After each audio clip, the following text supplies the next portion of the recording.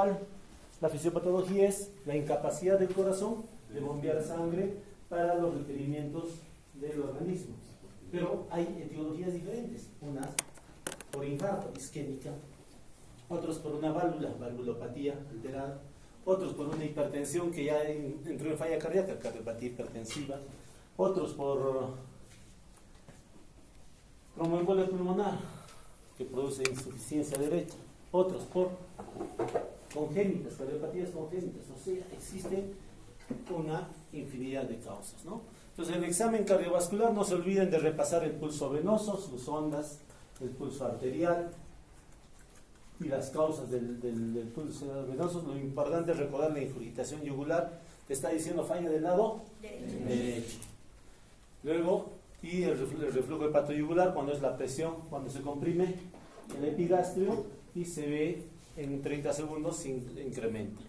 No se olviden del examen cardiovascular, ver los pulsos, las palpaciones precordiales, el toque de punta, ¿no? Y lo más importante, la auscultación cardíaca, ¿no? Pero no es lo único. Como hemos visto, el examen cardiovascular es un examen general. Tú tienes que ver desde la facies del paciente, cuello, abdomen, pulsos periféricos, si hay edemas o no, auscultar corazón, auscultar pulmón, y eso es lo más importante. Recuerden que el examen cardiovascular, lo ideal debería ser en un consultorio, en una habitación silenciosa, que debe prestarse atención a la fase del ciclo en la que espera encontrar el fenómeno auscultatorio. En el ciclo cardíaco, ¿qué fase está ahí? La diástole. Entonces, en la sístole, ¿qué partes tiene la sístole? Contracción isovolumétrica, eyección rápida y eyección lenta, 3. Y en la diástole, relajación isovolumétrica, llenado rápido, llenado lento y sístole auricular o contracción auricular, 4. Entonces, la diástole es más larga que la sístole. Y recuerden que les han dicho en semiología que el primer ruido es el inicio, el cierre de la válvula auriculoventricular, mitral y tricuspide, es el inicio de la sístole. El primer ruido, sístole. Después del primer ruido viene la sístole. El segundo ruido es el final de la sístole y el inicio de la diástole. Después del segundo ruido es diástole. Entonces el espacio después del segundo ruido es más largo que el espacio después del primer ruido. Entonces ya tenemos eso para recordar. También de determinar la relación entre los fenómenos observables del ciclo cardíaco, el pulso carotidio, el choque de punta, que es importante. Entonces, los ruidos cardíacos podrían producirse por una aceleración y desaceleración rápida, y especialmente por el cierre, por la unión de los velos de las válvulas, ¿no? Hemos dicho, el primer ruido, cierre de las válvulas mitral y tricuspidia. Casi nunca se separan. Casi siempre es, 99.9% de las veces es simultáneo, ¿no? Hay rara vez que puede haber un desdoblamiento del primer ruido.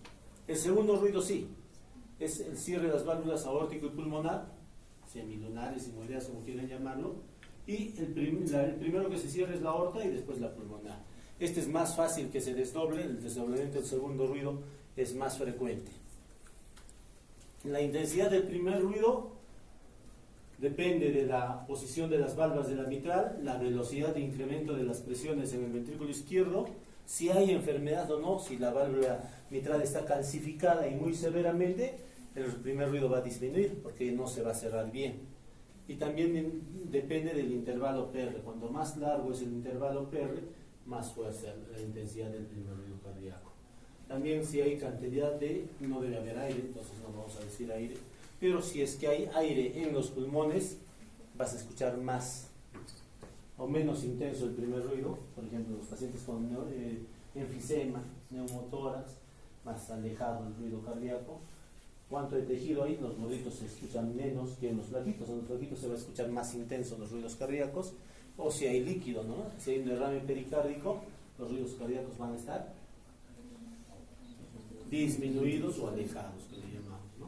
Disminuidos, porque hay líquido. Entonces, en el derrame pericárdico. El primer ruido incrementado, ¿en quiénes se produce? ¿Cuándo encuentro el primer ruido incrementado? Normalmente, doctor, me han dicho que son dos ruidos, lup-dup, lup-dup, lup-dup. Siempre el primer ruido es un poquito más intenso que el segundo ruido, lup-dup, lup-dup. Pero si el primer ruido es blup, blup, blup, blup, blup, blup, muy alto, ¿en quiénes puedo ver? En los taquicárdicos. Si ustedes se auscultan ahorita, corren y se vuelven a auscultar, seguramente el primer ruido se va a incrementar por la taquicardia. Si es que hay un flujo auriculoventricular incrementado, ¿cuándo incrementaría el flujo auriculoventricular? Cuando haya un shunt de derecha a izquierda, en la cual haya más volumen en el lado izquierdo.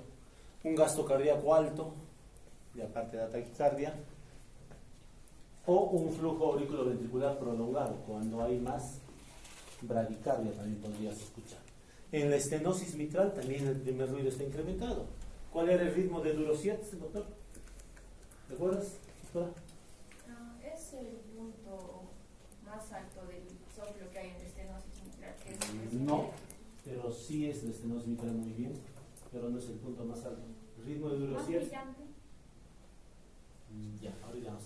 El ritmo de Durosietz es el fenómeno auscultatorio que se presenta en la estenosis mitral, como bien dice vuestra compañera, y consiste en 3 o 4 características. 1. Primer ruido incrementado, brillante. Esa es una parte del ritmo de Durosietz. Segundo, chasquido de apertura. Tercero, rodamiento mitral. Entonces, todos esos hacen todo el ritmo de Durosietz. Eso es semiología. Entonces, el primer ruido está incrementado. Por eso les decía que en el ritmo de Durosietz que les dice, o en la estenosis mitral, el primer ruido está incrementado. Pero eso, en estenosis mitral leve, moderada, sí que no esté calcificada. Eso es lo que tienen que recordar. Si está calcificada, generalmente disminuye el primer ruido cardíaco. En el PR corto, bueno.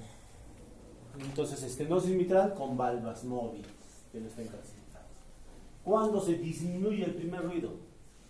Ahí está. Pobre conducción del sonido. Ya hemos dicho las características de la pobre conducción.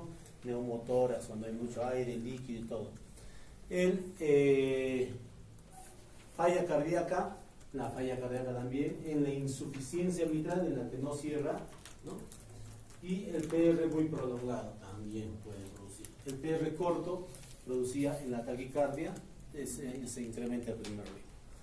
Cuando hay desdoblamiento, normalmente no hay desdoblamiento, pero a veces en el bloqueo de rama derecha puede surgir un desdoblamiento, no es frecuente. El segundo ruido, hemos dicho que tiene 2 componentes, el componente aórtico y el componente pulmonar. Entonces el segundo ruido es por el cierre de la válvula aórtica pulmonar, en ese orden. El desdoblamiento del segundo ruido es frecuente, y lo puedes escuchar en una persona sana. Muchas personas que vas a escuchar les hace solo tomar aire. En la inspiración se va a aumentar, va a haber, ese es para la maniobra de Rivero Calmado. ¿Qué cosa era la inspiración? ¿Qué produce fisiológicamente la inspiración? Aumento del retorno venoso. ¿Qué quiere decir? Más volumen en el lado derecho, principalmente. Si hay más volumen en el lado derecho, va a pasar más sangre por la pulmonar, y la pulmonar va a demorar en cerrar. Entonces va a haber un desdoblamiento fisiológico del segundo ruido. Por eso es que ustedes van a escuchar glup, glup, glup, glup, glup, glup. Toma aire, le van a decir al paciente, y después de que toma aire van a escuchar glup, glup, glup, glup, glup, glup, glup, glup, en el foco pulmonar. Y después van a decir, bota el aire, y va a volver a escucharse glup, glup, glup, glup. Toma aire, glup, glup, glup, glup, glup, glup. Bota el aire, glup, glup, glup, glup. Ese es un desdoblamiento fisiológico del segundo ruido, que puede haber en varias personas, no en todas. Cuando se incrementa el segundo ruido, en la hipertensión pulmonar. Segundo ruido incrementado en la hipertensión pulmonar, ¿no? Y también en la hipertensión arterial en el foco aórtico, pero no es 100. Por ejemplo, tenemos algún paciente mayor que tiene un segundo ruido incrementado en el foco aórtico y su presión está normal. Entonces no se olviden de eso. Desdoblamiento que persiste en expiración y el paciente de pie es anormal. Generalmente te habla de un bloqueo completo de rama derecha, de una extrasistolia frecuente del ventrículo, o que haya un marcapaso, o que haya una embolia pulmonar, pero el más frecuente y patognomónico es la comunicación interauricular, desdoblamiento fijo del segundo ruido cardíaco. Tú le escuchas lup drup, lup drup, lup drup, toma aire, lup drup, lup drup, lup drup, bote el aire, lup drup, lup drup, lup drup, no se incrementa. Entonces ahí es comunicación interauricular, uno de los más frecuentes. En la hipertensión pulmonar, el segundo ruido está incrementado a predominio del foco o de la válvula pulmonar, y el desdoblamiento puede ser normal y disminuido o incrementado. El cierre precoz de la válvula aórtica, como produce en la insuficiencia mitral o en la comunicación interventricular, también puede producir un segundo ruido incrementado. El retraso en el cierre de la válvula aórtica puede producir un desdoblamiento paradójico, y eso se produce en el bloqueo completo de rama izquierda, ¿no? Un desdoblamiento paradójico. Primero se cierra la pulmonar y después se cierra la aórtica. Y las extrasístoles ventriculares de origen derecho, o sea que el foco ectópico está en el ventrículo derecho, también produce un desdoblamiento paradójico del segundo ruido. Cuando hay un gran cortocircuito de izquierda a derecha, como el CIB, la comunicación interventricular, y no se olviden que se incrementa en la hipertensión arterial sistólica. Y en el foco pulmonar, el segundo ruido se incrementa en la hipertensión pulmonar. Entonces, si vemos acá en la parte superior, podemos ver que hay normalmente el primer ruido, casi siempre uno solo, simultáneo. El segundo ruido son sus dos componentes, aórtico y pulmonar. Y que en algunas personas con inspiración, que ya hemos explicado, hay un desdoblamiento fisiológico del segundo ruido, ¿no? Cuando toma aire. En el defecto o del CIA en la comunicación interauricular, en el defecto del septum interauricular, el desdoblamiento es fijo. Con la inspiración no varía, ¿no? Pero hay en algunos, por ejemplo, en la bloqueo completo de rama derecha o de las de His, o en alguna dilatación, con la inspiración se puede incrementar más el desdoblamiento, o incluso se puede invertir, que hemos dicho, ¿no? En el bloqueo de rama izquierda, en la estenosis aórtica, puede haber un desdoblamiento paradójico del segundo ruido. Primero se cierra la pulmonar y después se cierra ya la aorta, ¿no? Y esto puede verse. En la hipertensión pulmonar, pues se ve un segundo ruido incrementado a predominio de la válvula pulmonar. Eso es lo que deben recordar. Los ruidos pueden ser sistólicos o diastólicos, ¿no? En los ruidos sistólicos, generalmente el soplo que va a producirse una turbulencia después del primer ruido, ¿no? Se llama soplo sistólico. Soplo sistólico. Y generalmente estos, en la mayoría, pero no siempre, son eyectivos, ¿no? Son un ruido de eyección. ¿En quiénes son eyectivos? Ahí está bien claro. Estenosis aórtica. ¿Por qué sería eyectivo?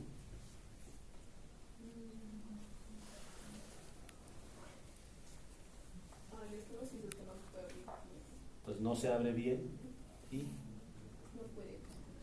pasa con turbulencia. Entonces, ¿en qué parte del ciclo cardíaco se produce la apertura de la válvula aórtica? En la sístole. Entonces el ventrículo izquierdo se contrae y debe expulsar la sangre por la válvula aórtica normal. Si hay estenosis aórtica, va a haber eyección, pero va a haber turbulencia en la válvula aórtica y eso va a producir un soplo sistólico. ¿So? Estamos repasando serio. Soplo sistólico eyectivo, estenosis aórtica. ¿En qué foco se escucha mejor? Aórtica, ¿no? Segundo espacio intercostal, lado foco aórtico, estenosis aórtica eyectivo. Igual sería en el lado derecho. Una estenosis pulmonar también produciría un soplo eyectivo, y en este caso sería en el foco pulmonar, estenosis pulmonar. Y hay soplos eyectivos regurgitantes que regresa la sangre de una cavidad que ya pasó. ¿Cuál? Insuficiencia mitral. Es un soplo sistólico, también es cuando hay eyección, pero en este caso se llama regurgitante porque la sangre regresa del ventrículo izquierdo a la aurícula izquierda. Y en el lado derecho, insuficiencia tricuspidia, un soplo regurgitante, ¿no? Sistólico.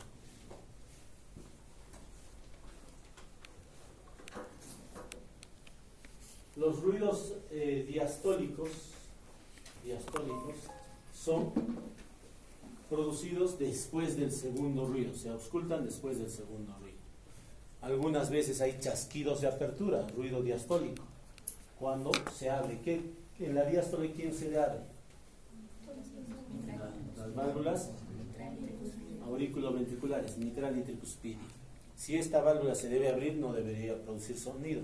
Y después viene el llenado rápido, o la relajación isovolumétrica, llenado rápido, llenado lento y la contracción auricular.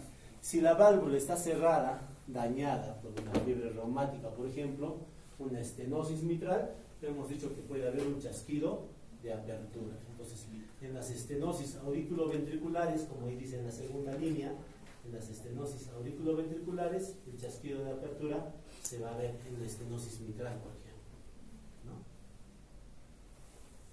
Un soplo diastólico, ¿en qué patologías valvulares se encontraría? Ya hemos dicho estenosis mitral, estenosis tricuspidia, ¿no? Entonces sería un soplo de llenado, ¿no? De llenado. Y hay soplos regurgitantes diastólicos, ¿cuáles? Y las insuficiencias. En el lado izquierdo, insuficiencia aórtica, porque no debería regresar la sangre de la aorta al ventrículo, entonces sería diastólico, regurgitante. Y en el lado derecho, la pulmonar, insuficiencia pulmonar. El tercer ruido, ¿quién lo produce el tercer ruido? Llenado rápido del ventrículo izquierdo, o sea, se produce en la diástole, en el inicio de la diástole. Entonces, por eso es el tercer ruido, muy cerca al segundo ruido. Y se produce por la relajación y el choque de la sangre del llenado contra un ventrículo izquierdo, que puede ser normal en niños. Puede haber un tercer ruido en niños. También en pacientes que tienen taquicardia o con gasto cardíaco alto, ¿no? Como en la falla ventricular. Puede haber en la diástole un NOG pericárdico o bloc tumoral, le llaman, ¿no? El NOG pericárdico en la pericarditis aguda, por ejemplo. Y el cuarto ruido, ¿quién se produce? El cuarto ruido generalmente es patológico, y se produce por la contracción auricular. También es en la diástole, es al final de la diástole, ¿no? Y recuerden que este cuarto ruido no puede existir si hay fibrilación auricular, porque si hay fibrilación auricular se pierde la contracción auricular, por consiguiente no van a escuchar el cuarto ruido. Y estenosis aórtica. La estenosis aórtica, la hipertensión arterial y las insuficiencias cardíacas, la estenosis aórtica severa o crítica con falla cardíaca, la hipertensión con falla cardíaca, la insuficiencia mitral aguda con edema agudo del pulmón o la cardiopatía isquémica pueden producir cuartos ruidos, ¿no? Entonces, cuando hay cuarto ruido, también sospechen de falla cardíaca. Siempre hay que ver la duración, la frecuencia, la intensidad de los soplos cardíacos, ¿no? ¿Dónde se encuentran? ¿Cuál es su magnitud? ¿Cuál es su variabilidad? ¿No? Bien ver el tiempo, en qué partes del ciclo cardíaco se aparece, en sístole o en diástole. Ya hemos dicho, después del primer ruido, sístole. Después del segundo ruido, diástole. La localización, ¿en qué foco? ¿Cuáles eran los focos auscultatorios normales o más frecuentes? Aórtico, segundo espacio intercostal, paraesternal, derecho. Pulmonar, paraesternal, izquierdo. Aórtico accesorio, tercer o cuarto espacio intercostal, paraesternal, izquierdo. Luego viene el tricuspidio. ¿En cuál es el tricuspidio?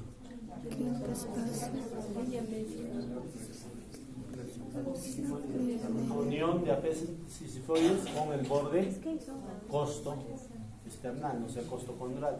Entonces, ahí en la unión, ese es el foco tricuspidio.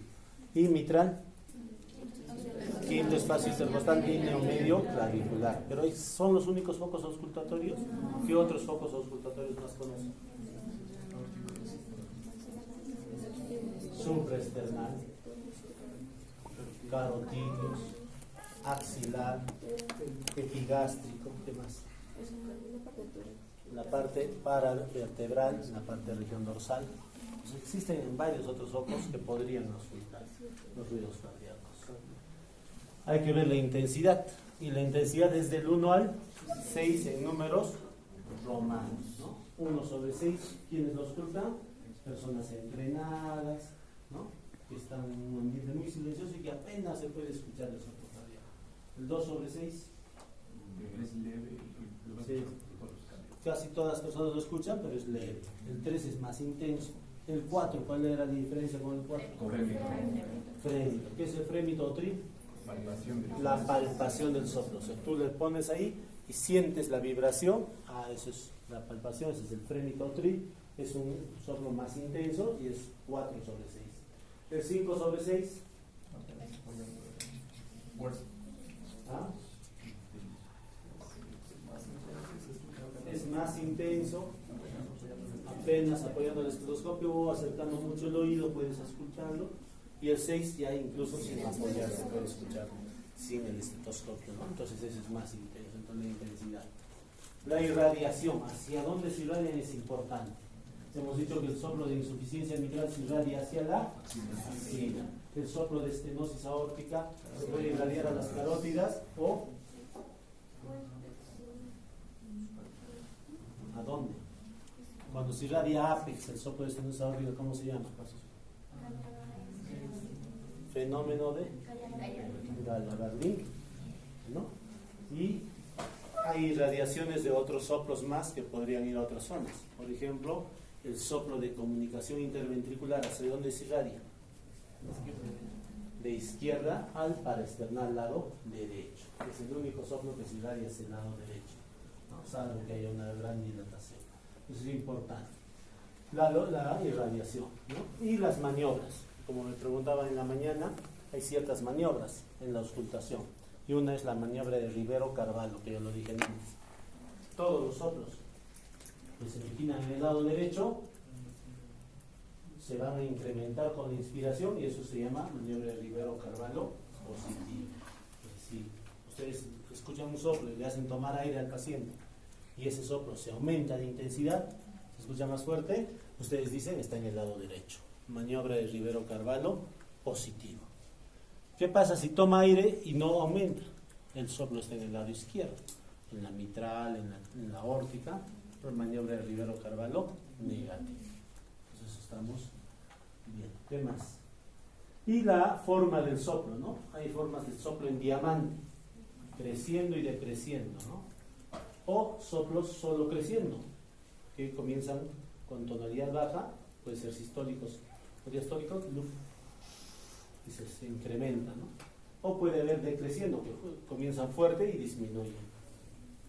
O, como hemos dicho, creciendo y decreciendo, o en meseta o barra, ¿no? Como la insuficiencia mitral. Generalmente los eyectivos, ¿quiénes eran eyectivos? Soplo eyectivo, estenosis, aórtica y pulmonar. Esos son en diamante, o sea, creciendo y decreciendo, ¿no? Aumentan la intensidad, llegan a un punto fuerte y después disminuyen en intensidad. Entonces eso generalmente piense en soplos eyectivos, ¿no? El meseta, por ejemplo, la insuficiencia mitral, son de los más frecuentes, el CIB también. Y ahí están los tipos de soplo. Un soplo sistólico funcional. Recuerden que no todo soplo es una enfermedad y no todo soplo tiene un daño estructural anatómico, ¿no? Entonces hay soplos de Still, por ejemplo, que llamamos soplos inocentes o benignos, que son medios en diamante o creciendo decreciendo, generalmente son sistólicos y se puede escuchar en el foco tricuspidio, ¿no? O a veces en la base del corazón. La estenosis aórtica leve, miren cómo se ve la estenosis aórtica leve. Puede haber un chasquido de apertura, pero generalmente la estenosis aórtica leve es un soplo creciendo en diamante y decreciendo. La severa, este es mesosistólico, la severa se hace al final de la sístole, telesistólico, también es más intenso. La cardiopatía hipertrófica puede producir un soplo en diamante. La estenosis pulmonar severa, ya saben que si es severa se hace telesistólico, al final de la sístole. La comunicación interauricular es en diamante. La insuficiencia mitral es en barra, ¿no? El prolapso de válvula mitral es un soplo solo en creciendo, pero al final de la sístole. Y la insuficiencia tricuspidia, como la mitral, es en barra, ¿no? La comunicación interventricular puede ser en barra o con ligero incremento, ¿no? Creciendo o decreciendo. Entonces, son los importantes. Hay soplos protosistólicos al inicio de la sístole, ¿no? Hay soplos protodiastólicos al inicio de la diástole, ¿no?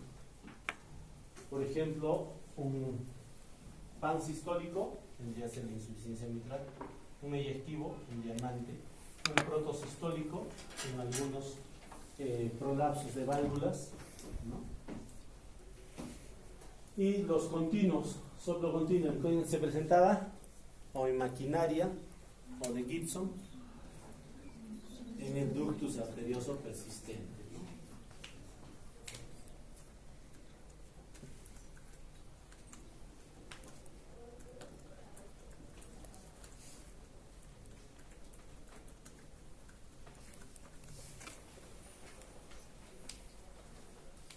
Listo, entonces lo importante, ¿cómo podríamos ver en la auscultación y relacionarlo con un poco del ciclo cardíaco y el electrocardiograma? Recuerden que el primer ruido generalmente está dado después de la contracción auricular. Contracción auricular, termina el llenado, se cierra la válvula mitral y tricuspidia, primer ruido cardíaco. Casi se produce al inicio del complejo QRS, o en la mitad más o menos. ¿Por qué? Porque hace el fenómeno de contracción. Entonces ahí la despolarización ventricular se va a dar. Primer ruido cardíaco al final de la onda P, ¿no? Al inicio del complejo QRS. Después viene la sístole, ¿no? Que vendría a ser en el electrocardiograma el complejo QRS y una parte de la repolarización, ¿no? Y después viene el segundo ruido cardíaco. El segundo ruido cardíaco, ¿en qué momento se produce? Cierre de las válvulas aórtico y pulmonar y al inicio de la diástole, inicio de la diástole. Entonces, en el segundo ruido sería más o menos al final del ST, ¿no? Del segmento ST.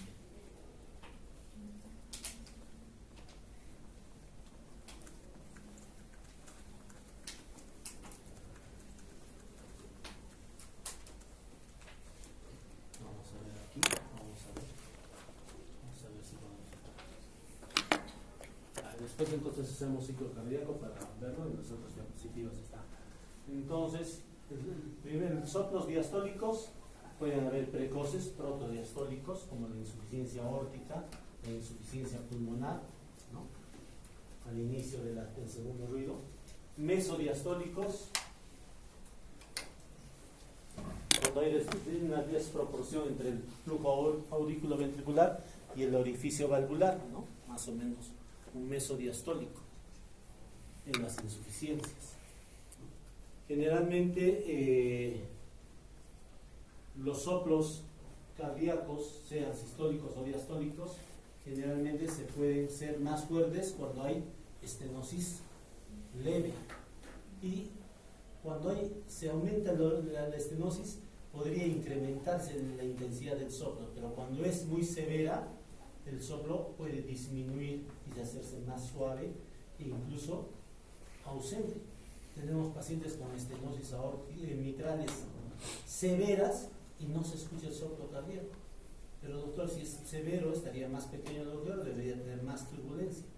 Pero a veces las presiones se equiparan y al equipararse las presiones no existe esa turbulencia y ya no puedes escuchar ese soplo intenso. Entonces no se olviden, cuando es severa, el soplo puede ser un poco más suave que cuando es crítica. Entonces muchos dicen que la intensidad no es tan importante, sino la duración del soplo. Algunos se acompañan de chasquido de apertura en estenosis mitral principalmente, ¿no? Y hay algunos soplos más importantes como el de insuficiencia mitral, que son más fáciles, el del ductus arterioso, de auscultar, del CIB, de la insuficiencia tricuspidia y de la insuficiencia o de la comunicación interauricular. La insuficiencia aórtica aguda da un soplo regurgitante, ¿no?, a nivel aórtico, pero también, y es diastólico, pero también podría producir después una regurgitación mitral diastólica por el mayor volumen. Pero la insuficiencia aórtica crónica nos puede dar el fenómeno de Austin-Flynn. ¿Qué cosa era el fenómeno de Austin-Flynn? No. No. ¿Qué es el fenómeno de Austin-Flynn? Una pseudoestenosis mitral, muy bien notado. Cuando en la insuficiencia aórtica regresa la sangre y choca contra el velo anterior de la válvula mitral. Recuerden que en diástole la válvula mitral se debe abrir y tiene un velo anterior y posterior. Entonces ese velo anterior no debería tener ninguna interferencia en abrirse. Pero cuando hay insuficiencia aórtica, el chorro de la insuficiencia aórtica puede chocar con el velo anterior de la mitral y producir un soplo de pseudoestenosis mitral. Y eso se llama el fenómeno de Austin-Flynn. Y el fenómeno de Graham-Still, similar pero en el lado derecho. Entonces, los soplos pueden ser mesodiastólicos, ¿no?, protosistólicos al inicio, un ritmo sinusal, y el soplo continuo, que es de una continua diferencia de presiones entre dos áreas. El ductus arterioso persistente, por ejemplo, produce un soplo continuo, ¿no?, sistólico y diastólico. Hoy día a las 11 de la mañana creo que me llegó un pacientito, un niño que tiene un ductus arterioso. Ese es el soplo. Sí, ayer también hemos escuchado un ductus, ¿no? Ustedes escucharon, chicos, soplo continuo, tanto sistólico como diastólico, ¿no?, para ductus. Las fístulas arteriovenosas, pacientes que tienen diálisis y les hacen fístulas arteriovenosas, aprovechen para auscultar cuando hagan nefro y vean a los pacientes que están en diálisis, cuando tienen una fístula en el brazo, pónganle el estetoscopio y ahí van a escuchar un soplo continuo, ¿no?, tanto sistólico como diastólico. En maquinaria se llama, ¿no?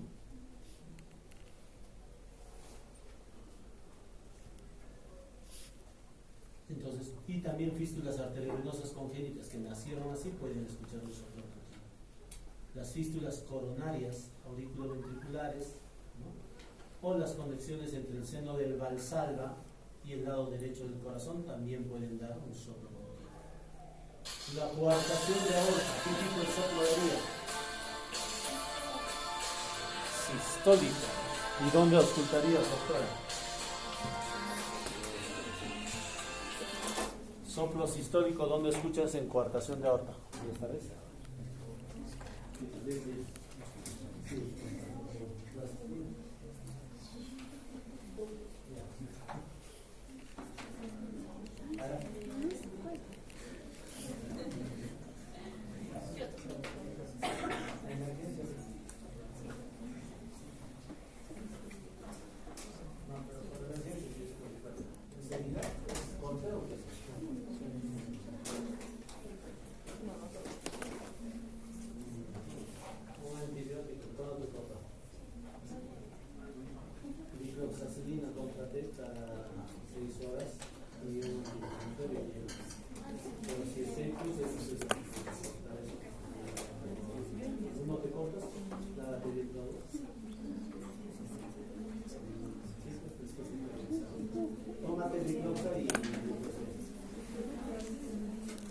Sería un soplo sistólico, pero se escucharía más en el borde paravertebral izquierdo, o sea, al lado de la región dorsal, al lado de la vértebra, ¿no?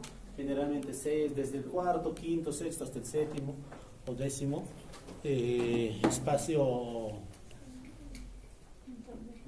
de décima vértebra, ahí podrías escuchar soplo eyectivo sistólico generalmente. Y hay unos soplos que se llaman zumbidos venosos o mamarios, que podrían ser a nivel de las venas, ¿no? Y que es raro de encontrar, no lo hemos escuchado frecuentemente. Entonces, recuerden que el primer ruido, el segundo ruido y el frote pericárdico es otra estructura. El pericardio es una estructura externa al corazón que lo recubre, pero que cuando se inflama puede producir un sonido que puede ser sistólico o diastólico, ¿no? El frote pericárdico se produce en las primeras horas, los primeros días de la inflamación del pericardio. Generalmente es transitorio. Puedes escuchar en un momento y después de un tiempo ya no escuchar, ¿no? Es como dos roces de hojas de cuero que dicen, ¿no? Es rudo y se escucha más en la pericarditis. Hay algunas maniobras fisiológicas, ¿no? O intervención farmacológicas que intensifican los ruidos cardíacos. La respiración, por ejemplo. Los soplos del lado derecho, ya hemos dicho, se incrementan con inspiración. Maniobra de Rivero-Carvalho positivo. Y algunos del lado izquierdo se generalmente disminuyen con la expiración, ¿no? La expiración. Las maniobras de Valsalva, el pujo, también pueden alterar. La mayoría de los soplos disminuyen tanto en la duración como en la intensidad, ¿no? En la maniobra de Valsalva. ¿Y cuál es la maniobra de Valsalva o del pujo, no? Pujo. Hay dos excepciones, que son el soplo de la cardiomiopatía hipertrófica. La cardiomiopatía hipertrófica se hace más intenso, y el de el prolapso de válvula mitral también, que podría incrementarse.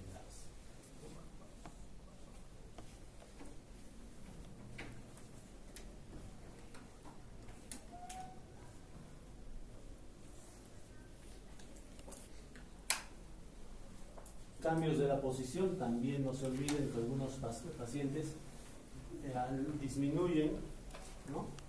Con la posición, por ejemplo, la posición de bipedestación. Cuando uno se para, hay algunos soplos que disminuyen, ¿no? Salvo el de la cardiomiopatía hipertrófica, que se vuelve un poco más intenso, y el de el prolapso de válvula mitral. Y cuando uno se pone de cuclillas, ¿no? La mayoría de los soplos se hacen más fuertes, ¿no? Pero el de la miocardiopatía hipertrófica y el prolapso de válvula mitral pueden desaparecer incluso, ¿no? Entonces, eso es cuando se ponen de cuclillas. El ejercicio también puede producir cambios, ¿no? Con movimientos isotónicos, isométricos, ¿no? Básicamente es para que sepamos, ¿no? Entonces, en el soplo, la auscultación cardíaca, no se olviden de auscultar principalmente con el diafragma del estetoscopio. Los soplos más de menor intensidad, ¿no? Pueden escucharse mejor con la campana, ¿no? Los de mayor intensidad, los más altos, se escuchan mejor con el diafragma. Eso no se olvida. ¿Qué soplos se escuchan mejor con la campana? Por ejemplo, el de la estenosis mitral. El de la estenosis mitral se escucha mejor con la campana, y no se olviden que debe estar la campana en contacto directo, especialmente esos estetoscopios que tienen es como una liga circular, como un aro circular en la campana. Esos deben estar en contacto directo con la piel.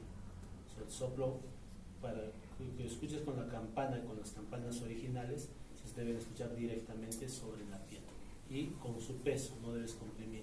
Si comprimes el estetoscopio, es como si estuvieras volviéndolo en diafragma esa campana, ¿no? Y no debe haber espacio. El contacto debe ser todo el estetoscopio con la piel. Si hay un espacio abierto, no lo vamos a ocultar. Entonces eso no se olvida.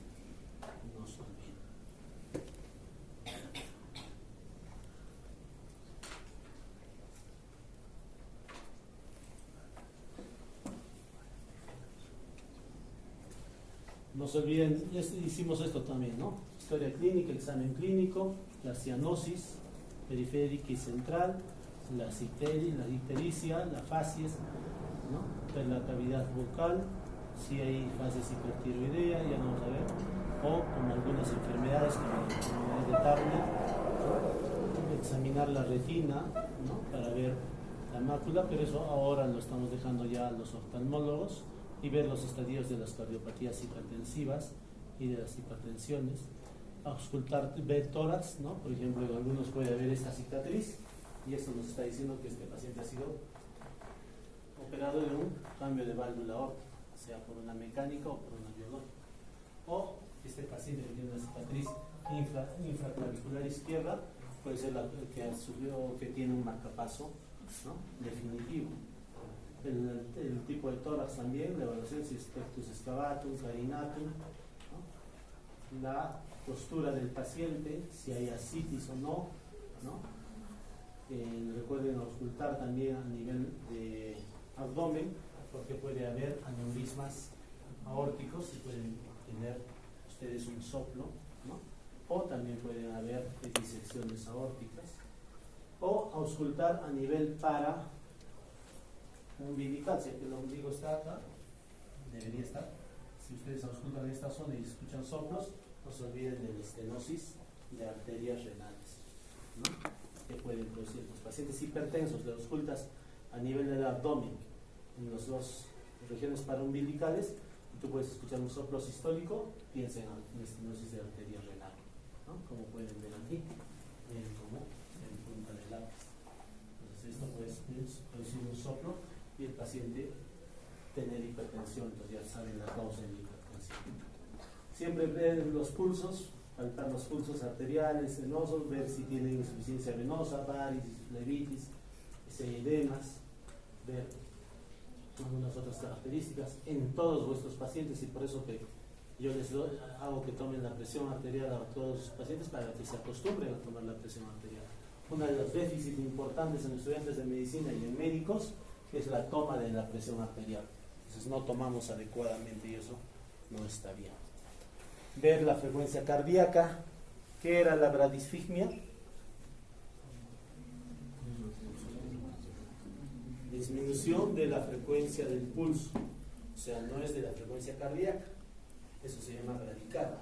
Cuando tú auscultas y está lento, es bradicardia, pero si tú le palpas el pulso radial, por ejemplo, ahí, y le encuentras disminuido de la frecuencia, le llamas bradisfigmia. Y si le palpas y está rápido, taquisfigmia, ¿no? Entonces el pulso arterial también es importante porque tiene sus características, tiene su muesca anácrota, ¿no? O la incisura anácrota, tiene su onda de pulso, ¿no? Su valle, que es la presión diastólica. Todo eso tienen que recordar dónde tomar los pulsos arteriales, ¿no? Pedios, tibiales posteriores, radial, popliteo, ¿no? Y el tipo de pulso, si es hiperkinético, hiperkinético, si es dicroto, o si es alternante, si es parvus tardus o magnus, o pulso celer, ¿no? Que eso es importante. ¿Y en qué patología se encuentra? Si hay pulso bigeminado, por ejemplo, en el trasístole, un pulso fuerte y uno débil, un pulso fuerte y uno débil, o el pulso paradójico, ¿no? Que vendría a ser la caída de más de 10 milímetros de mercurio con la inspiración, pero que deberías medirlo con el tensiómetro, o que se ve mejor con una línea arterial, un dispositivo que llega a la arteria y tú ves que cuando inspira el paciente cae la presión arterial. Esa es la forma más fácil. Pero en otros pacientes lo que tú puedes ver es tomarle la presión, digamos, estoy en el serum, doctor, no tengo línea arterial, no tengo nada, pero estoy pensando que es un paciente con derrame pericárdico severo, ¿no? O con pericarditis constrictiva. Entonces, ¿qué haces? Le tomas la presión, ¿no? El paciente vas bajando y ya comienzas a auscultar la presión y dices 120, digamos, o 100, está en 100. Si tú bajas a 90, sigues escuchando en un paciente normal. Y ahí lo dejas en 90. Y después le dices, toma aire profundo. Toma aire profundo. Si dejas de escuchar, quiere decir que la presión sistólica ha bajado. Ha caído más de 10 milímetros de mercurio. Entonces, tú dices, un pulso paradójico, patológico. ¿No? Esa podría ser otra forma, ¿no? Te aseguras con 2 de 14 milímetros de mercurio. Y no se olviden el pulso deficitario. ¿Por qué era pulso deficitario?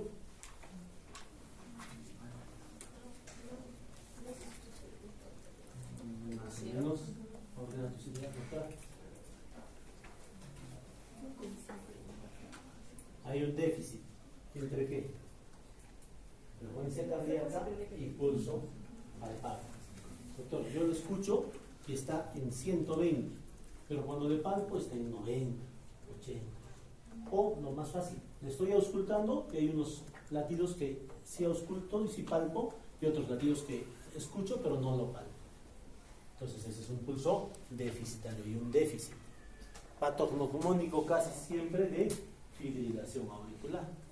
Entonces, ¿por qué se produce? ¿Cuál es la fisiopatología de por qué no se ausculta o por qué sí se ausculta y no se palpa? ¿Cuál sería? Lógica. Generalmente porque tiene menos volumen. Entonces, tiene buen llenado, el ventrículo izquierdo contrae y eso lo palpas. Se está relajando y nuevamente le da una orden en la fibrilación auricular que se contraiga. El poco volumen que tiene produce el ruido cardíaco, se cierran las válvulas, escuchas, pero ese pequeño pulso ya no llega a sentirse. Entonces ya no sientes el pulso. Pulso deficitario. No se olviden del pulso deficitario. ¿Listo, chicos? Creo que acá. ¿Algo más? Ciclo cardíaco, un poquito, ¿no? ¿O nos vamos? Dijo Cristian, 2 partes, sístole y diástole. Entonces, la sístole cardíaca, ¿cuál es la contracción del ventrículo? De los ventrículos, diría, desde que se cierran las válvulas auriculoventriculares, primer ruido, hasta que se cierran las sigmoideas, segundo ruido. Entonces, la sístole va desde el primero al segundo ruido. Siempre es más corta que la diástole. El periodo tiene 4 periodos, hemos dicho, o 3 periodos hemos dicho bien. Periodo de contracción isovolumétrica, ¿no? Luego la eyección rápida y la eyección lenta, ¿no? Y la diástole vendría a ser el llenado ventricular, ¿no? Tiene 4 periodos: relajación isovolumétrica, llenado rápido, llenado lento y sístole o contracción auricular. Entonces, esito está aquí. Doctor, Dios mío, ¿qué es eso? Ya, vamos a ver. En la parte superior, vamos a ver. Ahora sí.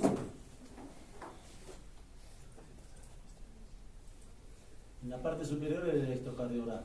Entonces hemos dicho, y vamos a hacer en la próxima clase el electrocardiograma. ¿Qué era la onda P? Contracción auricular. Entonces es la parte final de la diástole. Hemos dicho contracción auricular, la parte final de la diástole. Luego viene la despolarización de los ventrículos, complejo Q, R, S. Ahí simultáneamente el primer ruido se da aquí, ¿no? Luego la contracción isovolumétrica, la eyección rápida, la eyección lenta, y terminando la eyección lenta está el segundo ruido cardíaco, o sea, el inicio de la diástole. La relajación isovolumétrica, el llenado rápido, el llenado lento y nuevamente la contracción auricular. La presión aórtica, ¿cómo veríamos la presión aórtica? Cuando se contrae la sangre dentro de la aorta, la presión va a aumentar. Llenado rápido, llenado lento, se cierra la válvula aórtica y la presión va a bajar en la aorta. ¿Cómo sería en el ventrículo izquierdo? Y esto es lo más importante. Este inicio, si yo pongo un dispositivo en el ventrículo izquierdo dentro, una aguja, y mido las presiones. Entonces se llena la sangre, se llena el ventrículo izquierdo de sangre, se cierra las válvulas auriculoventriculares, primer ruido cardíaco. ¿Qué pasaría con el ventrículo? Se contrae, pero el volumen, ¿cómo está? Igual, porque no sale ni entra. Se llama contracción isovolumétrica. Aumenta tanto la presión que, mira, normalmente está en 15 a 20, sube hasta casi 80, 90 o 100. Eso vence la presión de la aorta, que es más o menos 80, 90, y abre la válvula aórtica. Eyección rápida, eyección lenta, el volumen comienza a caer, la presión también. Se cierra la válvula aórtica. Segundo, ruido cardíaco. Se relaja el ventrículo, la presión cae dentro del ventrículo. Relajación isovolumétrica, porque no mueve volumen.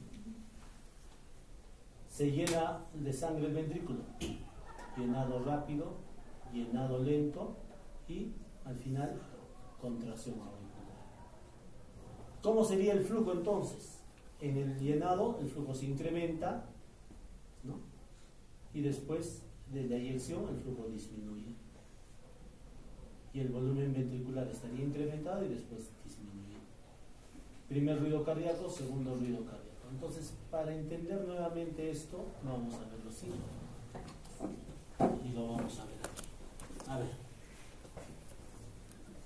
La última fase de la diástole queda la contracción auricular. La aurícula se contrae y expulsa la sangre de la aurícula al ventrículo. El ventrículo izquierdo ya tiene volumen, nunca está vacío, tiene sangre, se llena. Al llenarse, ¿qué va a pasar con las válvulas? Se van a cerrar. Y al cerrarse, ¿qué van a producir? Primer ruido cardíaco. Entonces, lo cerramos. Lo cerramos. Cerramos las válvulas. Primer ruido cardíaco. Loop. El ventrículo, ¿qué va a pasar? Se va a contraer, quiere inyectar, va a comenzar la sístole. Contracción isovolumétrica. Aumenta la presión acá adentro. Aumenta la presión. Pero el volumen no sale porque no puede regresar, está bien cerrado y no puede expulsar, está bien cerrado. Entonces va a ser contracción isovolumétrica, la presión sube. Hasta que vence la presión de la aorta en el lado izquierdo y de la pulmonar en el lado derecho. Entonces va a abrir la válvula.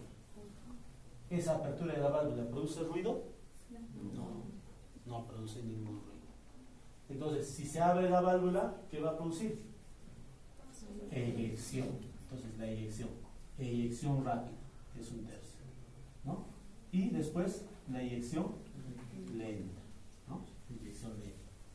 Después, la presión tanto ha botado que ya está cayendo y la presión en la aorta va a ser más. Entonces, va a cerrar la presión o va a cerrar la válvula aórtica en el lado izquierdo y la válvula pulmonar en el lado derecho. ¿Qué va a producir? Segundo ruido cardíaco. Entonces el ventrículo ya se cansó, comienza a relajarse. Al relajarse la presión va a caer. Relajación isovolumétrica. ¿Por qué es isovolumétrica? Porque no va a entrar sangre ni de arriba ni va a regresar de la aorta. Y en el lado derecho ni de la pulmonar ni de aurícula derecha. Entonces, relajación isovolumétrica. La presión cae dentro del ventrículo, pero el volumen está igual. Por eso es isovolumétrico. Después, se abre la válvula mitral y tricuspidia. ¿Produce ruido? No produce ruido. En las aperturas no, los cierres sí. Se abre la válvula. ¿Qué va a pasar? Y va a pasar sangre. Llenado rápido, 1/3. Llenado lento, otro tercio. Y al último se va a contraer las aurículas. Contracción auricular. Y va a comenzar el ciclo cardíaco. Entonces, este repaso que les he hecho ya lo han debido hacer en fisiología y también en semio tal vez, es importante que lo recuerden para recordar en qué parte es el soplo cardíaco, en qué partes son los ruidos cardíacos. ¿Entendido? ¿Algo más? ¿Algo más quieren? ¿Algo más de repaso?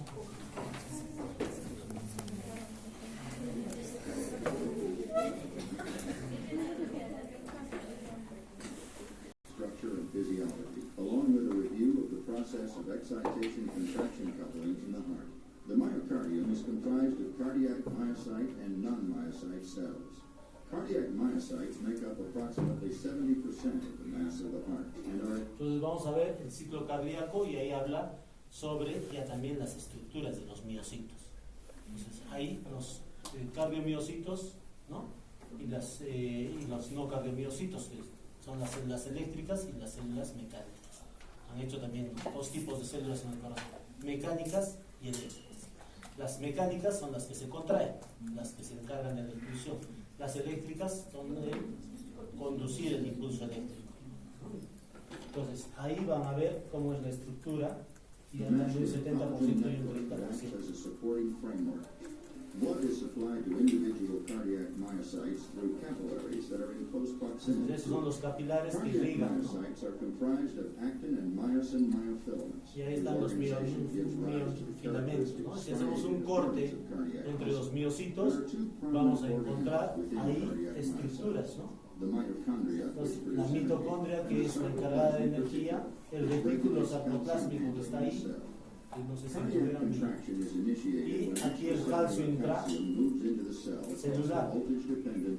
Entonces, el retículo sarcoplásmico de calcio intracelular. El calcio intracelular viene, entra y estimula que el retículo sarcoplásmico bote el calcio intracelular y esto se vaya a la actina y la miocina y va a producir la contracción cardíaca, ¿no? Miren cómo ven ahí la contracción cardíaca. Después se libera el calcio, una parte del retículo sarcoplásmico y otra se impulsa al exterior y nuevamente viene la contracción. Esto es de la contracción, ¿no? Entonces miren cómo va a ver. Hemos dicho que existen filamentos gruesos, actina y filamentos delgados, ¿no? La actina de delgados y la miocina más gruesa. Entonces, por cada miocina existen dos actinas, ¿no? Y la actina es esta delgadita. Pero también existen la troponina y la tropomiosina, ¿no es cierto? Que inhibe la contracción. Cuando viene el calcio intracelular, que ya hemos visto antes, que se libera, mueve la troponina y esto va a mover la tropomiosina y esto va a hacer que haya contacto entre la actina y la miocina y se va a producir el sistema de la contracción. Todo eso necesita de ATP, tanto la sístole como la diástole, y así se produce la contracción. Entonces eso es importante que recuerden también. Cuando se produce la contracción, viene el calcio y se va a contraer, ¿no? Entonces ahí van a ver, y la relajación también para la energía. Entonces ese es el fenómeno de contracción y de relajación del miocito, que eso también es un repaso rapidísimo nada más, pero de lo que deberíamos hacer en fisiología, ¿no? En fisiología hemos debido ver todo esto, todo lo que es las células especializadas, que ya no las voy a ver, en la conducción, el tipo de células, el potencial de acción de cada célula eléctrica, la despolarización y la repolarización, y además en la parte mioestructural los filamentos, ¿no? Las sarcómeras que tienen los filamentos finos de actina, troponina, tropomiosina y los filamentos gruesos de miocina. Eso ya lo han hecho ustedes, es que lo saben muy bien. Listo chicos, nos vemos entonces.